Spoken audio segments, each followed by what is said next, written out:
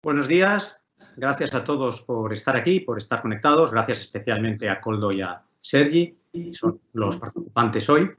Ya os recuerdo, estos son la 10ª sesión que tenemos de los diálogos de líderes responsables. Os recuerdo el formato, unos 45 minutos, centrados en la crisis que estamos viviendo y en el futuro. Y siempre con la temática nuestra de SERES, es decir, el foco en el impacto social de las empresas. La última sesión, que fue hace 2 semanas, porque recordáis que la semana pasada muchos de vosotros participasteis en el patronato y no tuvimos esta sesión, tuvimos a Juan Ignacio Lizalde de Coca-Cola y a Tony Jinjon de Huawei. Estuvimos hablando de los temas habituales, los valores, el propósito, pero pusimos especial acento en características del nuevo consumidor, la inclusión digital, siendo aquellas dos compañías una incipiente o la percepción de un sentimiento antiglobalización y, sobre todo, 2 puntos: de personas en el centro y el uso responsable de la tecnología. Hoy tenemos el placer de tener a Koldo Echevarría, director general de SADE, y a Sergi Biosca, CEO de Everis España. Y como siempre, ahora me dirijo a ellos, como siempre vamos a hacer unas cuantas preguntas y después, por favor, pasad todas las preguntas que tengáis. Entonces, si os parece, vamos a empezar hablando de lo aprendido y la utilidad de lo aprendido. Y empezamos contigo, Koldo. Y bueno, SERES es un movimiento de las empresas, un movimiento de sociedad civil, y siempre decimos, yo siempre digo unas 150 empresas. La verdad es que entre esas 150 empresas hay 4 escuelas de negocio, las principales escuelas de negocio, lo cual nos es tremendamente útil y además es una cosa de prestigio, porque las escuelas de negocio españolas son de las más prestigiadas. Y vosotros habéis liderado la educación digital en estos meses en los que todos hemos vivido una educación acelerada. Entonces, yo te preguntaría, esto de la educación digital, pensando en las escuelas de negocios, donde se forman los que van a ir a las empresas, los que están en las empresas, ¿qué desafíos y oportunidades supone todo esto? Bueno, gracias en primer lugar por la invitación. Un placer estar aquí con vosotros y compartir esta experiencia tan especial, ¿no? Porque nos hemos visto en unas circunstancias en las que no creo que ninguno imaginábamos que nos íbamos a ver antes de empezar. En nuestro caso, el foco, como podéis imaginar, de una escuela como la nuestra está en la experiencia educativa, está en obtener una experiencia educativa de la máxima calidad posible que facilite el aprendizaje por parte de en los distintos programas de los estudiantes que trabajan con nosotros. Por lo tanto, desde el principio el foco estuvo ahí. Cómo en las nuevas circunstancias somos capaces de garantizar una experiencia educativa de la máxima calidad posible dadas las circunstancias. Afortunadamente, habíamos trabajado en formatos semipresenciales en el pasado, teníamos una serie de programas híbridos que eran un poco la punta de lanza de nuestra aproximación a estas nuevas tecnologías, que nos fueron muy útiles para adaptar el contenido y, sobre todo, la forma en la que se producía la experiencia educativa. Pusimos mucho acento en eso. El comité de crisis estuvo revisando desde el principio todos los protocolos de adaptación de las clases. Diariamente sabíamos qué había pasado el día anterior en términos de asistencia, en términos de incidencias, el número de clases que se habían reformulado, actividades no solamente de clases, sino de prácticas, de actividades también de contacto con las empresas, de admisiones. Reformulamos todo un conjunto de actividades y creo que nos podemos sentir razonablemente satisfechos, razonablemente en el sentido de que, dadas las circunstancias, hemos hecho todo lo posible por obtener la mejor experiencia posible, pero obviamente no es nuestro modelo. Nuestro modelo es una educación con una base presencial muy importante y esto no la puede sustituir. Ahora, hemos conseguido participación de alumnos en clase, en las clases conectados de más del 95% de media, lo cual es altísimo. Hemos conseguido muy buenos resultados académicos en los exámenes, no hemos rebajado en absoluto el estándar de exigencia y también tenemos un feedback muy bueno por parte de los profesores que se han adaptado con un extraordinario esfuerzo a hacer las cosas de otra forma. Un poco lo que decíamos es que no hay nada peor que una clase mala en línea. Por lo tanto, el esfuerzo era trabajar en rediseñar las clases, incluso las clases buenas, para que en línea pudieran dar la calidad que era deseable. Y los números nos dicen que, en fin, no es ideal obviamente lo que ha ocurrido, pero que hemos conseguido unos ratios de satisfacción bastante razonables. Muchas gracias, Koldo. Bueno, pues muy clarito, muy clarito. Fíjate, escuchándote, lo que yo veo, si yo te entiendo bien, nos dices dos cosas, o saco dos corolarios aquí, ¿no? Uno, que vosotros habéis hecho, con todas las empresas, lo que habéis hecho es adaptaros para hacer bien en estas circunstancias tan distintas e inesperadas lo que tenéis que hacer. Y dos, subyace en tus palabras, y lo decías al comienzo, la importancia de estar preparado para lo imprevisto. Es decir, vosotros, porque habíais ensayado formatos presenciales, pudisteis reaccionar con más rapidez, ¿no? Enhorabuena, pues y ese ratio de participación de los alumnos es impresionante.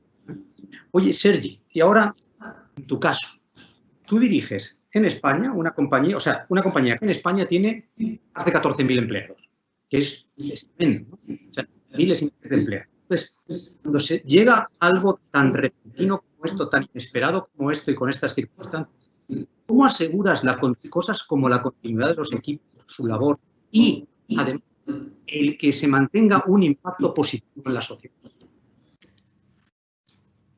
Bueno, Paco, primero, agradeceros a Seres la invitación y desear que todos estéis bien de salud, ¿no? Como decías, a pesar de todos los indicios que podamos tener, siempre nos cuesta ver las cosas hasta que las tenemos encima, ¿no? Y eso es un hecho, ¿no? En nuestro caso, la experiencia que estaban empezando a vivir nuestros compañeros en Roma y Milán nos ayudó a ser rápidos, ¿no? Activamos un comité de crisis diario desde la segunda quincena de febrero, ¿no? Entonces, yo te diría que hemos vivido 4 fases, ¿no? La primera, no sabemos qué va a pasar y hay que prepararse. Y ahí, más allá de cuestiones básicas, de prevención de viajes, etcétera, la clave fue cómo haremos, si se da la circunstancia, para garantizar la continuidad total del negocio con un 100% de las personas teletrabajando. Y en eso nos pusimos. Sobredotamos infraestructuras, sobreestocamos PCs, repartimos a los que no tenían, preparamos protocolos logísticos para distribuir equipos de sobremesa en 24 horas a todos los domicilios de nuestros empleados, ¿no? Y sobre todo hablamos con nuestros clientes para activar ese plan conjunto, ¿no? Y de hecho en algunos de ellos yo creo que les despertamos, les aceleramos la reflexión, ¿no? Esa es la primera. La segunda fue el estallido, ¿no? Y dice, ahí no podemos dudar.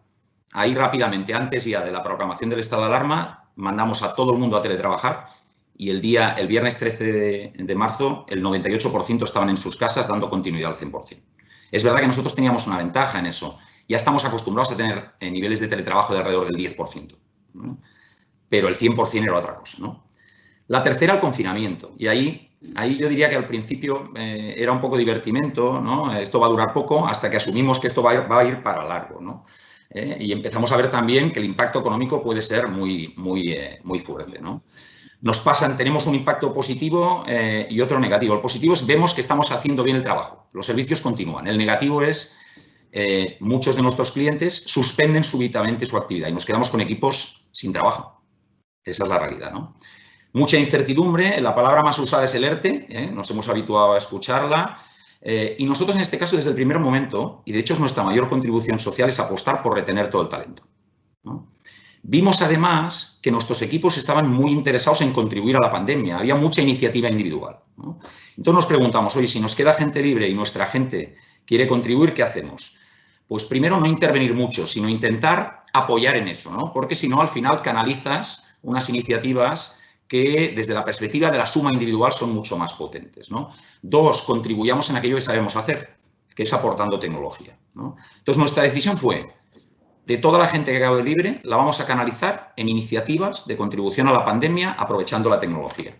Y ahí hemos hecho cosas pues, de adaptación de soluciones tecnológicas para entidades sanitarias o, por ejemplo, pues apoyar a la Comisión Europea en identificar proveedores de material sanitario del COVID alrededor del mundo, ¿no? Para poder garantizar la cadena de suministros, ¿no? Y a partir de ahí la desescalada, ¿no? Y ahí lo tuvimos claro, prudencia y prioridad a la salud de los empleados, ¿no? Nosotros estábamos produciendo bien, por lo cual no teníamos esa prisa y lo que hemos hecho, hemos creado un equipo, que es un equipo que se llama Road to Next Normal, que lidera nuestra área de people, porque la clave son las personas, pero integra a todo el mundo de la organización, prevención de riesgos, facilities, seguridad, que semanalmente repasa las excepciones que se ponen sobre la mesa. Hoy en día, menos de 200 personas accediendo al puesto de trabajo. Segundo, tecnología en los espacios. Hemos sensorizado todos los espacios de nuestra oficina principal en Madrid para saber qué espacios se ocupan en cada momento y traqueamos también movimientos dentro de nuestras facilities. Aunque realmente hoy en día no nos aporta mucho, pero hay poca gente, pero lo tenemos preparado. Y el tercero, todo lo que es material de protección para nuestra gente. Kits de protección para la gente, testeo de todo el mundo que se desconfina y medios tecnológicos para autotriaje antes de salir de casa. Los dos efectos positivos son, uno, mantener el talento. Esa es nuestra mayor contribución social y eso es lo que estamos buscando, aumentando la vinculación a largo plazo. Y dos, esa vinculación viendo pues, que somos una empresa que en los momentos importantes pues, entendemos la contribución social, ¿no? Esto no ha sido gratis. También, para que podamos seguir haciendo esto, la compañía tiene que ser sostenible y seguir dando resultados. Y ahí también compartiros una cosa, ¿no? Votamos muy rápidamente una decisión de rebajar toda la retribución del equipo de altos directivos, ¿no? Porque esto es parte de lo que es poder hacer que esta compañía siga funcionando y contribuyendo.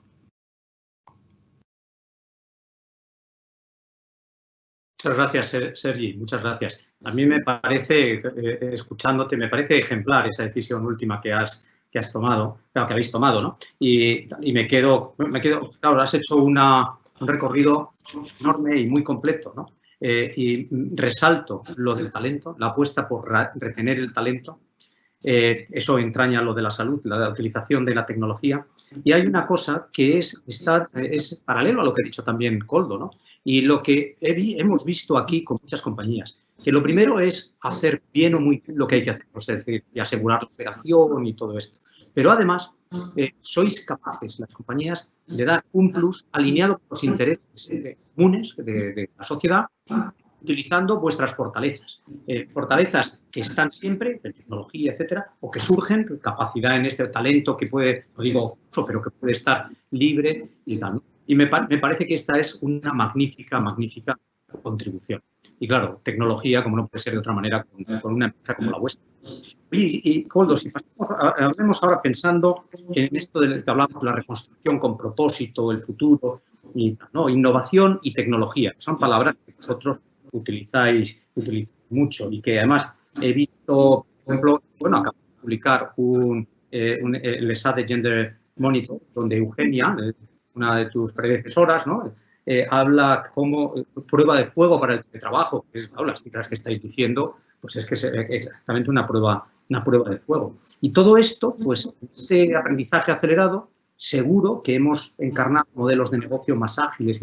Entonces, tú que tienes un observatorio que son la escuela de negocios para todos nosotros y eso, ¿veis una renovación del tejido empresarial en su forma de hacer las cosas? Y ¿creéis que se puede dar por tanto confinamiento, tanto distancia, tanto tele, lo que sea, una cierta descapitalización de talento? Bueno, yo creo que las dos cosas son efectivamente posibles. Lo que domina en estos momentos la situación, yo diría que es la incertidumbre. Es todavía difícil saber qué nuevos hábitos se van a quedar. Yo diría que como toda crisis, lo más probable es que se aceleren algunos cambios. En el sector educativo, por ejemplo, que es un sector muy rezagado, porque es un sector dominado por la oferta y la oferta tiende a ser conservadora. Lo que esto está produciendo, obviamente, es que con el acceso que estamos teniendo a través de las nuevas tecnologías a conocimiento a distancia, se está poniendo de manifiesto que hay fuentes diversas y hay barreras que no éramos conscientes de que se podían saltar desde el punto de vista del acceso al conocimiento y a la provisión de conocimiento. Y creo que va a ser un acelerador muy positivo para, yo creo, enriquecer la experiencia educativa, para hacerla más accesible, que es una de las ventajas que tiene esta tecnología, y esperemos también para hacerla más equitativa. Y eso es un desafío, porque podemos ver problemas de equidad relacionados con la aceleración de algunas de estas tendencias. Por lo tanto, es cuestión de ver cómo evolucionan las cosas. También es cuestión de que las compañías asuman estrategias valientes en el sentido de aprovechar estas tecnologías y cumplir mejor a través de ellas su misión. Pero en general, cuando esto ocurre, hay efectos redistributivos. Es decir, esto no es neutral, hay quien gana y hay quien pierde. Y tú preguntabas, ¿es que los buenos van a ganar? Bueno, no es evidente que los buenos siempre ganen, y más en un proceso tan acelerado y tan complejo como este. Yo creo que lamentablemente corremos el riesgo de que algunas compañías no hagan todo lo suficiente para invertir en capital humano y para invertir en innovación. ¿Por qué? Pues porque a veces pensamos que actividades como la formación es prescindible, o la inversión en ciertas innovaciones tecnológicas son prescindibles. Y esto, yo diría, es pan para hoy y hambre para mañana. Lo sabemos, pero no dejamos de tener que estar, en muchos casos, en una especie de economía de guerra en la que lo importante es sobrevivir y eso puede comprometer ventajas competitivas hacia el futuro. Yo siempre, se lo escuché una vez a alguien en el contexto de la crisis de 2007, siempre digo que es posible pensar en el corto plazo y en el medio plazo a la vez. Que por el hecho de estar en una situación de urgencia y tener que tomar decisiones difíciles, no debemos perder perspectiva. Y la perspectiva tiene que ver, y los dos lo decíais, con la sostenibilidad, pero también con el propósito. Y el propósito va más allá de ganar o perder dinero. Va a realizar una finalidad social y todas las empresas, independientemente de su naturaleza, pensamos en eso. Entonces, tenemos que tener muy claro cuál es ese propósito y en qué medida estas decisiones de corto plazo sostienen o comprometen ese propósito. Si es así, creo que podemos tener como una aproximación más constructiva a los dilemas de cualquier crisis. Gracias, Koldo. Sí, yo creo que todos coincidimos en lo que nos estás diciendo.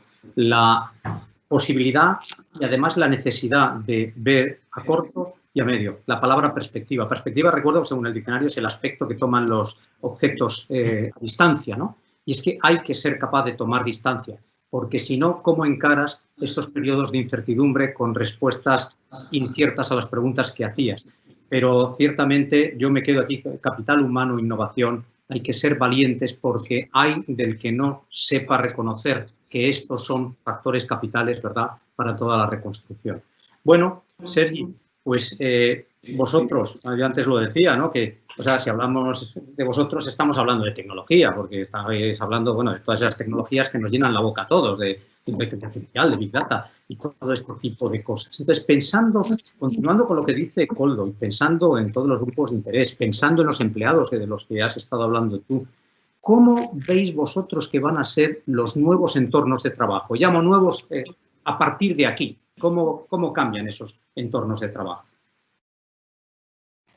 Bueno, Paco, no sé, cuando alguien me plantea cuestiones de futuro, la verdad es que lamentablemente tengo más dudas que respuestas, pero en este momento. Pero bueno, mira, Everis es una empresa de consultoría y tecnología, ¿no? Una compañía de servicios profesionales, es decir, nuestro activo sí son las personas, ¿no? Es verdad que implantamos tecnología, pero nuestro activo son las personas, ¿no? Nuestro modelo de compañía, ¿para qué está pensado? Está pensado para atraer, desarrollar, fidelizar a los mejores profesionales de la consultoría y la tecnología que encajen con nuestros valores. Es que simplificándolo mucho intentamos decir que es gente buena que sepa lo que hace, pero buena gente a la vez, ¿no? Claro, lo que decías, es importante estar atento a qué piensan nuestros grupos. En nuestro caso, el stakeholder principal es nuestra gente, ¿no? Lo hacemos de manera habitual, les escuchamos y tenemos unos programas que les llamamos el Experience Everis, que es donde tenemos el canal de escucha constante, ¿no? Que evidentemente en esta situación del COVID hemos activado con mayor frecuencia incluso, ¿no? Entonces, lo primero es que hemos identificado los 3 ejes de prioridad y preocupación de nuestra gente. Pues nuestra clave es eso, cómo mantener toda esa gente. Y entonces nos han dicho básicamente 3 cosas, y en este orden, además, de importancia. El primero, salud y desescalada. Están preocupados por su salud y por cómo vamos a afrontar el proceso de desescalada. El segundo, situación económica y riesgo de pérdida de empleo. Y el tercero, teletrabajo, conciliación y sobreesfuerzos, ¿no? Entonces, yo no te diré que nos sorprendiera, pero es evidente que el estado mental de la gente, con un shock como el que hemos vivido con la pandemia, ha cambiado. Su visión respecto a las cuestiones esenciales, ¿no?, que al menos en nuestro mercado no se daban. En la posible preocupación por perder el trabajo en un sector como el nuestro, la tecnología, donde había mucha mayor demanda que gente para prestar, no era una preocupación desde hacía años, ¿no? Adicionalmente, se evidencia que el modelo de trabajo remoto requiere mucha reflexión y adaptación por parte de todos, más allá de la productividad, que en nuestro caso más del 80% de la gente dice que produce igual o más que antes, ¿no? La realidad es que tiene aspectos positivos, flexibilidad, el tiempo que te ahorras en el desplazamiento, pero también tiene unos aspectos negativos, ¿no?, que tienen que ver ahora con el cuidado de dependientes también por el cierre de las escuelas, pero luego hemos visto un exceso de reuniones y control, los espacios de trabajo, evidentemente, que no son tan adecuados como pensábamos, y un sobreesfuerzo, ¿no? Entonces, nosotros, ¿qué vemos aquí? Y pensando en el futuro, pues hay cuestiones que se han demostrado que son posibles. Nosotros vemos esto como una oportunidad y tenemos 2 cuestiones fundamentales en las que estamos trabajando, ¿no? La primera, ¿de qué manera evolucionará nuestro modelo de prestación de servicios, ¿no? ¿Qué grado de remotización y teletrabajo podremos aplicar? Que dependerá del tipo de servicio que hagamos, ¿no? Y el segundo, ¿qué oportunidad nos genera en los modelos de relación con el talento a partir de ahora, ¿no? Hemos demostrado, cuidado, porque nosotros lo que hemos demostrado es que estábamos preparados para poner 14.000 personas que se conocían previamente en España a teletrabajar sin impactar en los servicios que prestaban. Lo que no tenemos claro y no hemos demostrado es que sea sostenible un onboarding remoto y digital de centenares y miles de personas que se conocen ya así y cómo de alguna manera eso afecta en la vinculación de una compañía como la nuestra a medio y largo plazo. Y me refiero a aspectos como la evaluación, supervisión, coaching, desarrollo de competencias más que de funciones, cómo eso funciona, ¿no? Los entornos físicos los debemos repensar y estamos en ello, ¿no? Y creo que todas las compañías estaremos en ello, ¿no? A lo mejor aquello de espacios abiertos van a ser espacios distintos, más fragmentados para hacer trabajo híbrido entre gente teletrabajando, colaborando con colectivos en nuestras oficinas y lo que es seguro es con mucha más tecnología. Y sobre todo, la pandemia nos ha hecho reflexionar sobre las prioridades, ¿no? Nos ha devuelto nuestra sensación de la conciencia social de lo que nuestra gente nos exige, ¿eh? Tenemos que poner en el centro de la estrategia, y tú lo comentabas antes, Paco, la gestión por el propósito, ¿no? Y asumir nuestro rol como transformador de los negocios, ¿no? Pero más allá de los resultados económicos. La obligación esa, ¿no? De equilibrar el tener resultado económico para hacer algo con eso, ¿no?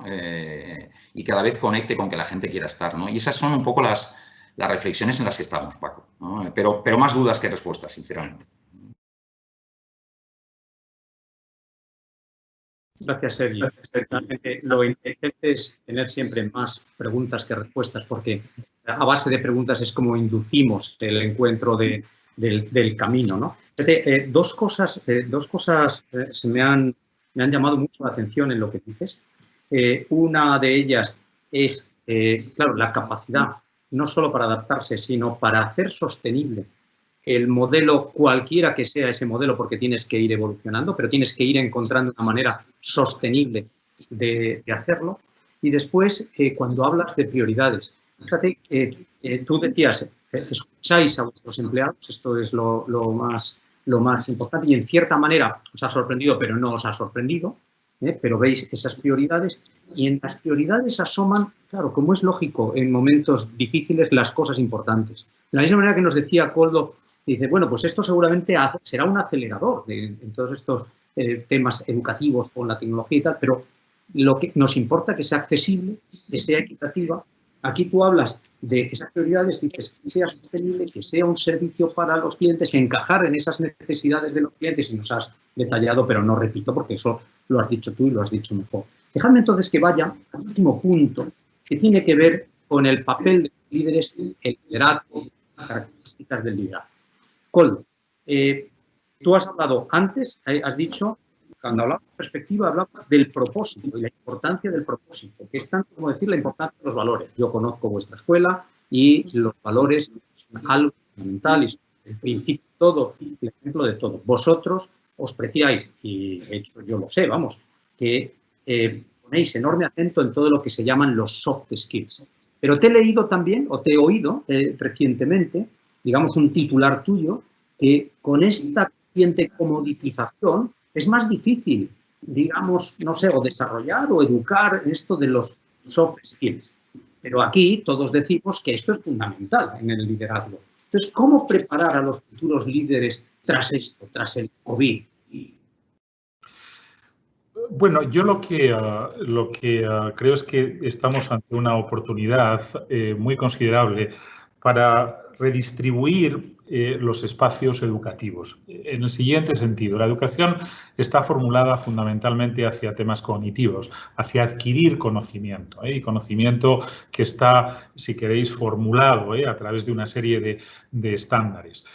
Sin embargo, esa parte del conocimiento que está formulado es relativamente más fácil de adquirir en formatos digitales, en formatos no necesariamente presenciales. Sin embargo, la parte que es menos codificable y que resulta más difícil de adquirir, que son estas competencias transversales o, por ejemplo, los valores que van más allá de las competencias transversales, requieren más presencialidad. Hay cosas que se pueden hacer también, no nos engañemos, hay competencias que se pueden adquirir a través de ejercicios que la tecnología pone a nuestra disposición. Pero en la parte que a nosotros nos interesa más, que son los valores de, si queréis, de compromiso, de conciencia social, de compasión, este tipo de cosas requieren un tipo de experiencia vital. Y ojo, no es que sean cosas que necesariamente se enseñen, pero sí son cosas que se aprenden y por lo tanto se adquieren a través de una experiencia vital. Hace poco me comentaba un profesor que había preguntado a sus estudiantes sobre las 3 cosas más relevantes que habéis aprendido en el último mes, ¿no? Era interesante poner de manifiesto que no eran cosas que habían aprendido en la respuesta en el aula, pero sí son cosas que habían aprendido en el espacio de aprendizaje, en la comunidad de aprendizaje, a veces en las relaciones con sus compañeros, por ejemplo, y hay evidencia de que los estudiantes aprenden tanto o más de sus compañeros como de los profesores. A veces en el mal sentido, a veces en el buen sentido, también hay que decirlo. Pero quiero decir que tenemos que liberarnos un poco del énfasis ultracognitivo de la educación y ser capaces de mirar de manera más sistemática aquello que no es cognitivo y donde destacan las competencias transversales. También os comento, durante el confinamiento yo he estado hablando con directores de recursos humanos de distintas compañías que reclutan estudiantes de SADE, ¿no? Podría haber hablado con Everis, pero en este caso no hablé con Everis, hablé con otras compañías, ¿no? Y les preguntaba básicamente, bueno, ¿qué es lo que para vosotros es más importante en estos momentos? Todos me decían, los conocimientos técnicos están muy bien, pero vienen de muchos sitios bien. La parte que más nos interesa son precisamente los soft skills, son las competencias transversales. ¿Y qué nos interesa? Bueno, nos interesa la habilidad intercultural, la capacidad de colaboración, la humildad, la empatía, la capacidad de adaptarse y de aprender. Y nos podemos preguntar, ¿cómo se enseña eso? Desde luego no se enseña por métodos tradicionales. Creo que se pueden crear entornos para desarrollar ese aprendizaje, pero es mucho más desafiante que, en fin, que enseñar matemáticas, con todo lo desafiante que puede ser enseñar matemáticas.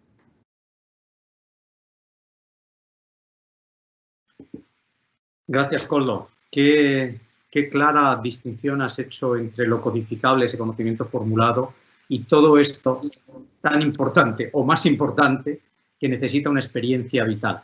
Lo que a mí me resulta reconfortante es escucharte que todo eso es posible con una comunidad de aprendizaje.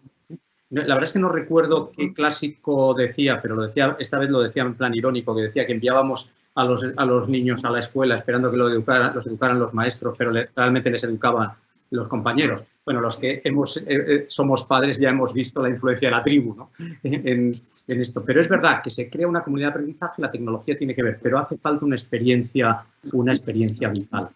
Bueno, sobre este tema de liderazgo, Sergi, ¿tú crees que ha cambiado o va a cambiar la figura de líder? Y si es así, ¿podemos hablar de un nuevo líder responsable? ¿Qué cambia, qué no cambia? Pues Paco, mira, primero, Koldo, parece que si nos hubieras llamado, porque algunas de las palabras que has usado me parecen muy, muy interesantes, ¿no? Claro, Paco, yo ahí me pregunto, cuando pienso en este tipo de cosas, lo que me pregunto es ¿qué ha pasado? ¿Qué está pasando en esta crisis? ¿No? Y antes lo comentabas tú, creo, que yo diría que la palabra clave es la incertidumbre que manejamos, ¿no? No tenemos claro qué podemos hacer. Y hay una cosa muy clara, que es que lo que pasó en el pasado no nos ayuda, no nos da muchas herramientas para predecir lo que va a pasar en el futuro, ¿no? Esa es la realidad.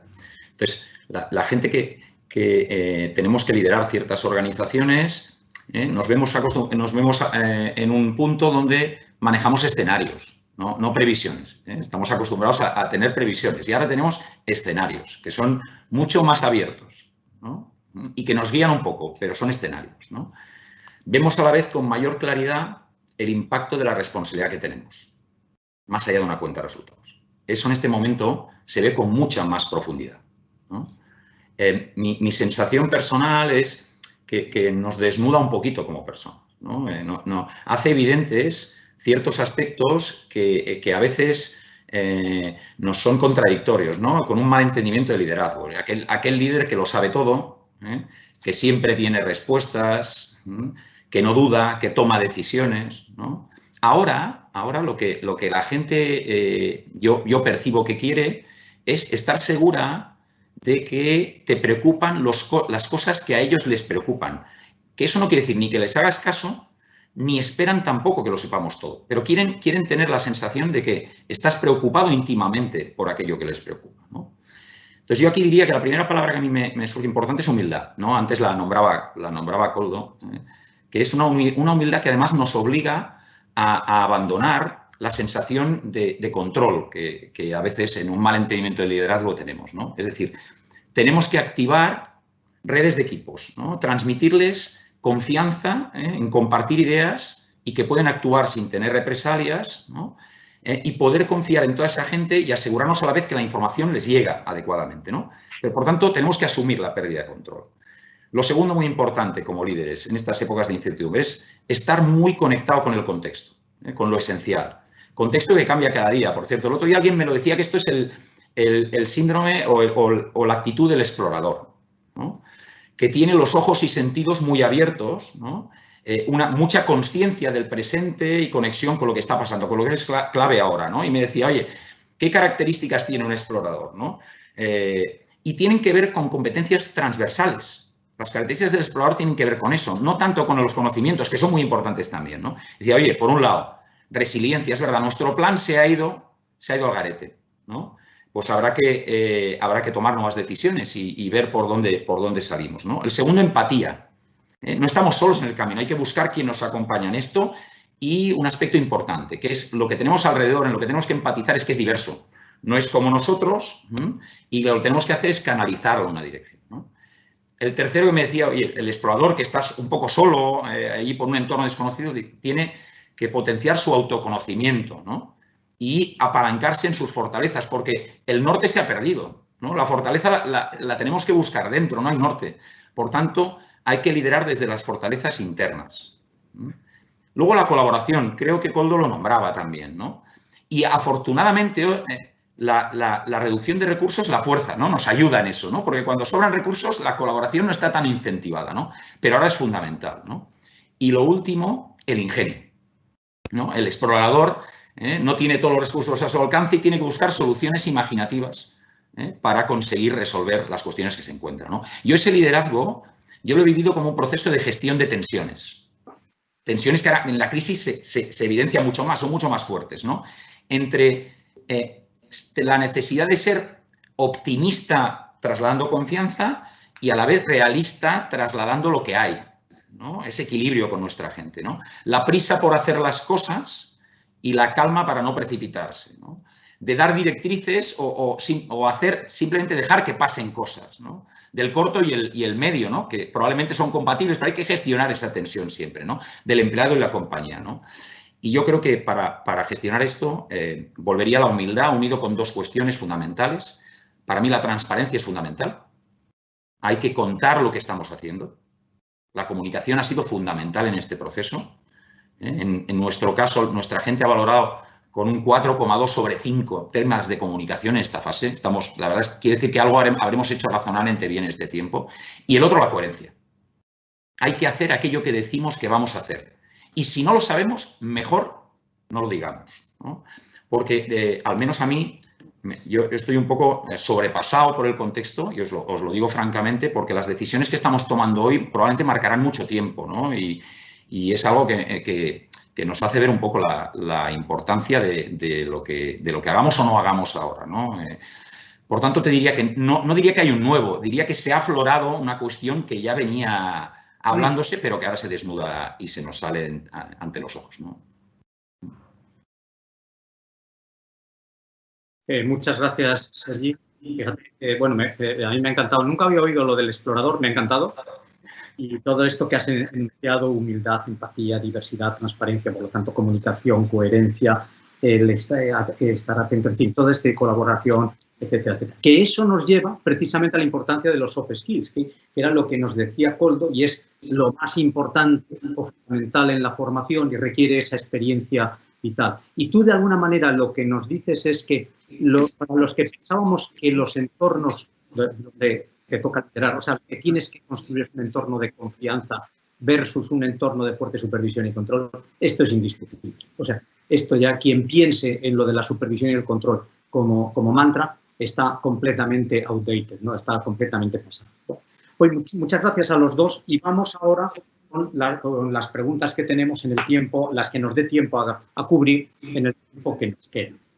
Entonces, tengo aquí varias y voy a elegir un poco el orden para tener una cierta continuidad. Koldo, una pregunta. Dice, ¿nos ha dejado aprendizajes la pandemia para conectar mejor el mundo de la empresa y la sociedad? Yo creo que sin duda. Es más, conozco un buen número de casos de éxito en solución de problemas gracias a mecanismos de colaboración público-privada. Y creo que es algo que tenemos que resaltar. Desde la organización de la logística para transportar implementos y suministros para los hospitales, donde se aprovecha la red logística de una gran empresa con la demanda del gobierno y se unen fuerzas para resolver el problema, hasta, por ejemplo, la gestión. Este es un caso magnífico que escuché ayer sobre la gestión de los enterramientos en Barcelona en colaboración muy intensa entre empresas funerarias y el propio Ayuntamiento de Barcelona y la Generalitat, que generó una dinámica muy positiva de entendimiento y de gestión del problema. Creo que frente a lo que ideológicamente se pueda percibir, que es la necesidad de apostar por uno u otro sector, cuando nos enfrentamos en una sociedad como la actual a resolver problemas, es clave encontrar fórmulas de colaboración público-privada. Y ese es un aprendizaje que hemos podido observar, para el que hay innumerables casos. Del mismo modo, el desarrollo de aplicaciones entre empresas que han prestado servicios, empresas como Everis, apoyando a instituciones públicas para resolver problemas usando la tecnología. En fin, creo que nos deja esto. Pretender salir de esta crisis diciendo que una cosa es mejor que la otra es un grave error y es contradictorio con toda la evidencia que tenemos. Sumar fuerzas significa aprovechar recursos públicos y privados para trabajar por objetivos comunes. Yo me quedaría ahí. Creo que ese es un excelente aprendizaje y ojalá que la ideología no lo oscurezca. Muchas gracias, Koldo. Sumar, crear sinergias y no entorpecer por ideologías y cosas así. Sergi, voy a cambiar por completo de tema, porque tengo una pregunta que es muy atractiva aquí, que es, ¿será la ciberseguridad una de las próximas amenazas post-COVID? Wow, Paco. No he podido resistirme. Pues mira, a ver, la ciberseguridad ya era una de las principales amenazas antes del COVID, ¿no? La gente que estamos cerca de estos ya observamos una rápida aceleración y sofisticación de los ataques en este sentido. Sabes además que, porque es público, que nosotros mismos tuvimos que afrontar una situación compleja en ese sentido a finales del año pasado, ¿no? Que no deseo a nadie porque son situaciones complejas de afrontar, ¿no? El COVID-19, por tanto, esto ya es previo y mi recomendación sería que estemos muy atentos a eso como compañías porque va a ser creciente en el futuro. ¿Qué es lo que ha pasado en el marco del COVID con la ciberseguridad? Primero, en el corto plazo, es verdad que lo que ha sucedido es que un cierto tipo de iniciativas se han acelerado y tendremos que estar atentos en el futuro. Iniciativas como incrementos de campañas de suplantación de identidad, porque con noticias de engaños de ayudas financieras, ese tipo de cuestiones. Esto se irá estabilizando con el tiempo, ¿no? Pero esta lucha y la concienciación de los empleados y su parte de responsabilidad también dentro de la ciberseguridad de la compañía es parte fundamental. En el largo, depende de cómo se consolide este nuevo modelo de trabajo. Claramente, este cambio de paradigma nos obliga a replantear la forma en la que afrontamos la ciberseguridad, ¿no? Pasamos de un modelo donde la ciberseguridad está en proteger las redes y los entornos centrales donde tenemos, a una seguridad centrada en el empleado y su puesto de trabajo que está en algún sitio, ¿no?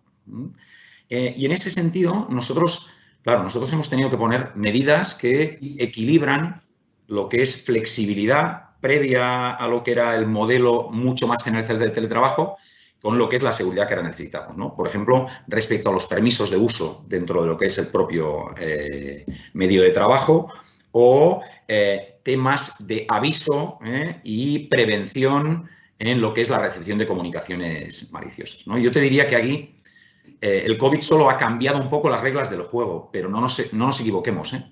Si esto ha ayudado a que lo veamos más claramente, pues creo que es una buena noticia, pero el tema venía de antes, acelerado.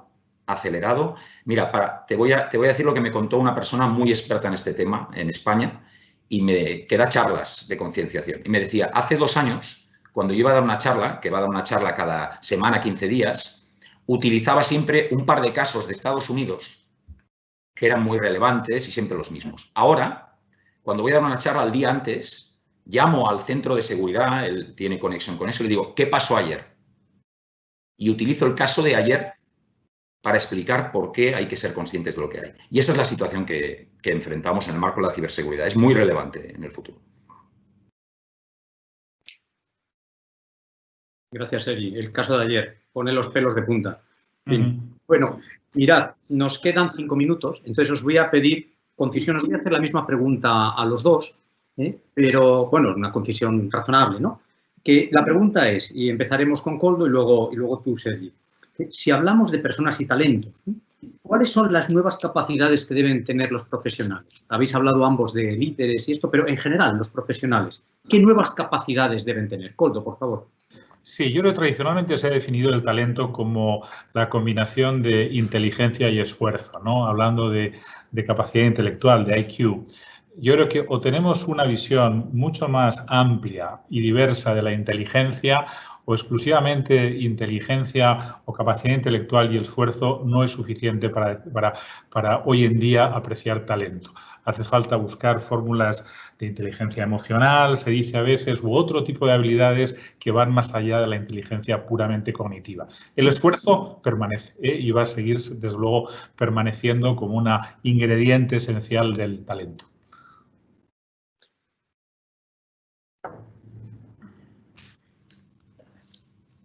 Sí, Paco. Muy bien. Mira, yo ahí no me extendería mucho. Te diría que déjame contártelas en el eje de los tres valores principales que tenemos como compañía, ¿no? Y cómo de eso se deriva. Yo lo que estoy satisfecho en este periodo es que hemos visto que son sólidos, ¿no? Y que son de largo plazo, ¿no? Y eso me reconforta mucho, ¿no? El primero, nosotros le pedimos a la gente que tenga un aspecto de libertad responsable. Y eso tiene que ver con, por un lado, la iniciativa, la proactividad bien entendida, que quiere decir, oye, céntrate en aquello donde puedes influir, ¿no? Actúa, pero sintiéndote responsable y, sobre todo, con esa resiliencia también de la capacidad de adaptarse. Nuestro segundo principal valor es la colaboración exigente. Y yo casi la palabra exigente la intento ir quitando porque cada vez más creo que la pura colaboración es el valor diferencial del futuro. La colaboración bien entendida y el tener una organización que sanamente colabora es fundamental. Y el otro día leía una cosa muy importante, que es ¿de qué manera hacemos que una organización colabore? Y dice, una organización colabora si la gente de la organización pide ayuda. Con lo cual, para colaborar, la gente tiene que pedir. Me pareció una reflexión muy interesante, porque las cosas empiezan por un lado y terminan consiguiendo el otro, ¿no? Y el tercero, nosotros le llamamos energía creativa. Al final tiene que ver con esa innovación, ese ingenio, esa capacidad de adaptarse a cosas que no sabemos las que son, ¿no? Y esos 3 pilares, que son nuestros valores, y las competencias transversales que conllevan, para mí, y dentro de Everis, consideramos que son sólidas y en esta crisis se han visto reforzadas, ¿no? Con lo cual, el proyecto que hicimos hace 10 años pues sigue teniendo vigencia o mayor vigencia, si cabe, en el futuro. Muchas gracias, Sergi. Muchas gracias, Koldo. Para seros franco, yo venga a apuntar cosas, estoy disfrutando y estoy aprendiendo. Estoy convencido de que los demás que están también participando y conectados y han hecho las preguntas están en la misma situación. Lamentablemente, llegamos al final, siempre esto nos pasa todas las veces, que decimos que queremos un formato fresco y no sé qué, no sé cuándo, y cuando llegan los 3/4 de horas digo, maldita sea, deberíamos seguir, porque yo por lo menos, ya os digo, estoy aprendiendo y disfrutando un montón. Pero bueno, llegamos al final, entonces os agradezco enormemente la participación y la riqueza de la participación. Como decíamos, estoy seguro que todos hemos disfrutado y aprendido. Y nada, muchísimas gracias. Muchas gracias a todos los participantes. A todos os comento, continuamos con esto. Despedimos a Koldo y a Sergi. Y la próxima sesión la tendremos el 9 de julio, que es la semana que viene, y tendremos a Alejandro Beltrán, que es el presidente de McKinsey para España y Portugal, y a Isla Quimares, que es Country Manager para España y Portugal de Google. De nuevo, 2 compañías y 2 personalidades tremendamente atractivas y seguro que disfrutaremos también con ellas. De nuevo, Koldo, Sergi, muchas gracias. Ha sido una gozada. Gracias, un placer. Gracias, Paco, un placer. Muchas gracias.